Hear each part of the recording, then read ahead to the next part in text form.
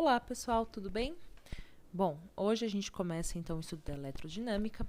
Essa aula ela é pensada para alunos do 9º ano, mas se você estiver no ensino médio, não tem problema em assistir. É só que ela tem conteúdos um pouquinho mais básicos sobre eletricidade.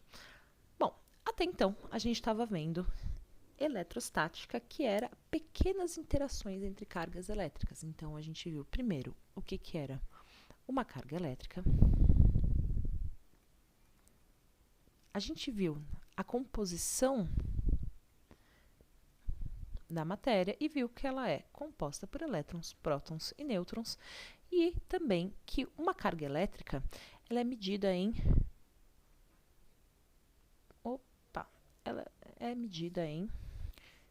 coulombs.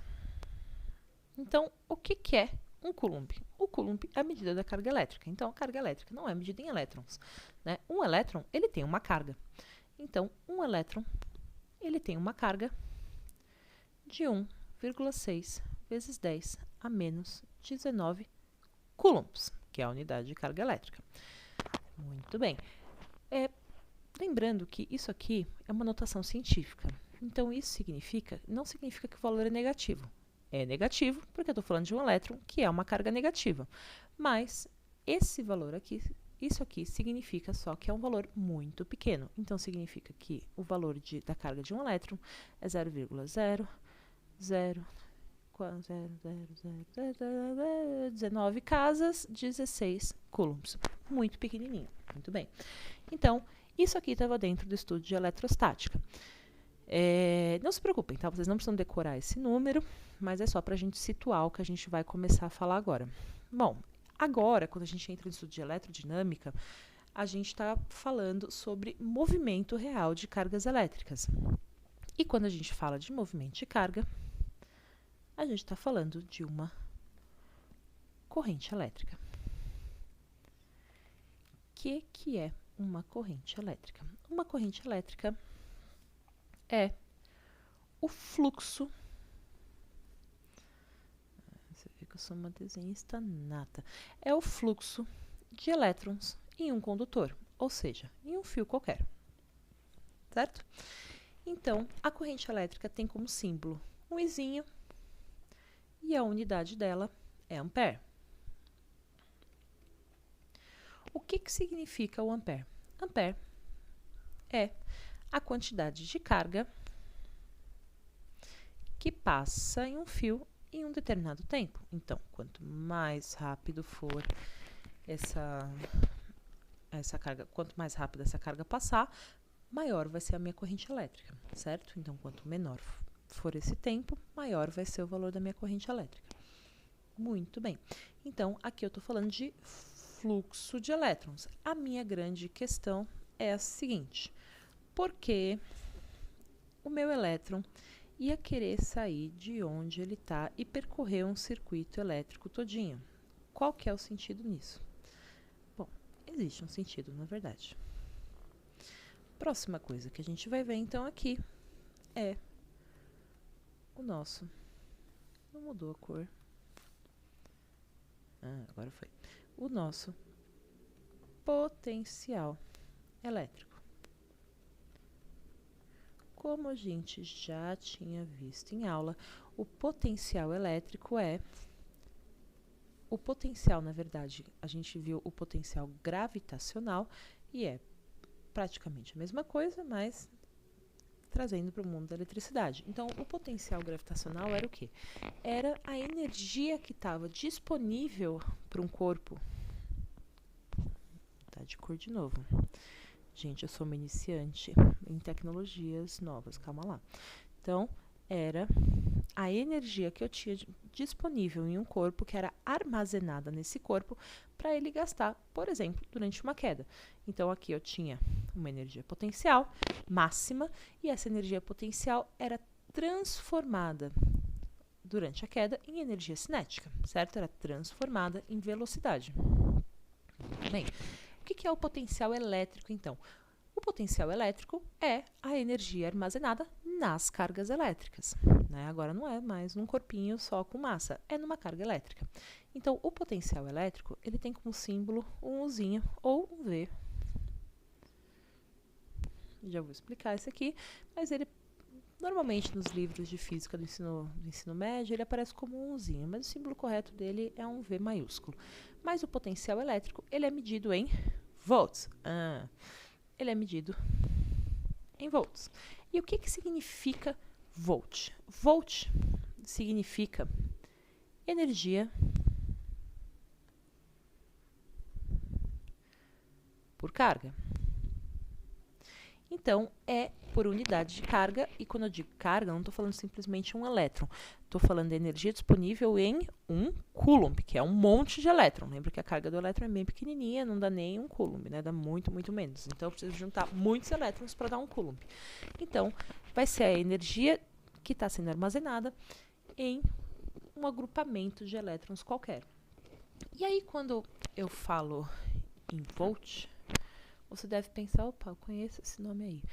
Você conhece porque na sua casa tem tomadinhas com 3 furaquinhos. Tá? Tem tomadinhas com 3 furaquinhos. E o que significam esses furaquinhos? Tomadas são medidas em volts. Então, quando a gente pensa que uma tomada é 110 ou 220, a gente está pensando 110 ou 220 volts. Então, cada um desses furaquinhos tem uma função. Um deles é o fio fase, o outro é o fio neutro. E esse aqui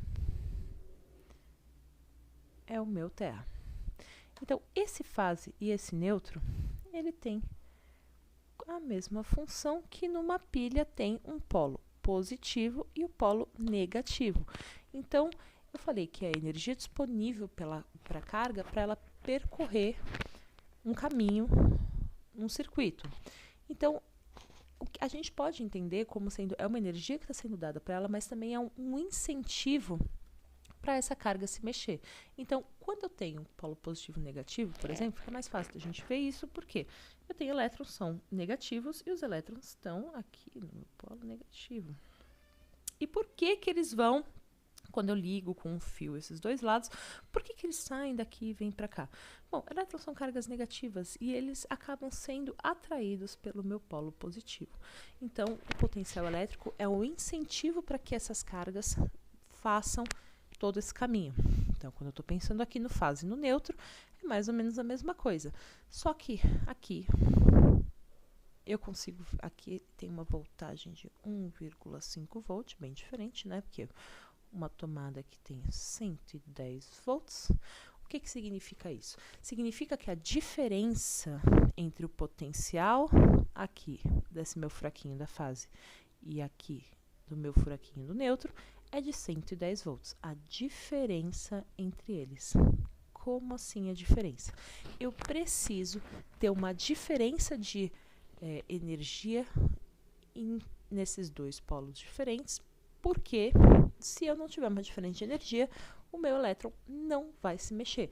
Então, fazendo analogia com o que a gente estava vendo com potencial elétrico, por que a gente armazenava energia num corpo? Quando a gente armazenava energia, ele gastava essa energia, ou melhor, transformava essa energia em uma queda. Então, eu só conseguia ter essa transformação se eu tivesse uma diferença de altura aqui, ou seja, consequentemente, uma diferença de energia potencial. Eu tenho uma energia potencial grande aqui, uma energia potencial pequena aqui. Se a minha bolinha for cair para um lugar que tem a mesma altura, ela não vai cair, né? Ela vai continuar na mesma altura, ela não vai sair do lugar. Então, a mesma analogia aqui. Eu preciso ter essa diferença de potencial para que ele consiga se mexer. Muito bem. E o terra, para que serve? Bom, o terra, o aterramento de qualquer circuito serve para proteger o nosso circuito. Então, quando eu tenho aqui a minha corrente elétrica, eu tenho uma quantidade de elétrons aqui que está fluindo, só que às vezes acontece um pico de corrente elétrica, muitos elétrons estão passando no meu circuito e os meus aparelhos não estão preparados para isso. Então, o que acontece? Esse excesso de corrente elétrica que está passando no meu fio, que não deveria estar passando, ele é mandado para a Terra. Isso aqui é realmente um fio que está sendo ligado na Terra. Bom, Pronto. Então, não arranquem aquele pininho da tomada, porque ele é importante para proteger o aparelho de vocês. Só que também precisa ter esse aterramento aqui no circuito da nossa casa. Então, aquela pergunta, por que, não sei se vocês já passaram por isso, mas quando vocês vão ligar o chuveiro, ligar, desligar o chuveiro, toma aquele choquinho na válvula, isso acontece porque falta aterramento no chuveiro. Então, as cargas não estão sendo destinadas para onde elas deveriam estar. Por isso que você recebe esse excesso de carga no seu corpo e não está indo para o lugar certinho. Tudo bem até aqui? Bom, por enquanto era isso que eu queria falar para vocês sobre o início de circuitos elétricos. Na próxima aula, a gente vai começar a posicionar isso dentro dos circuitos. Até mais!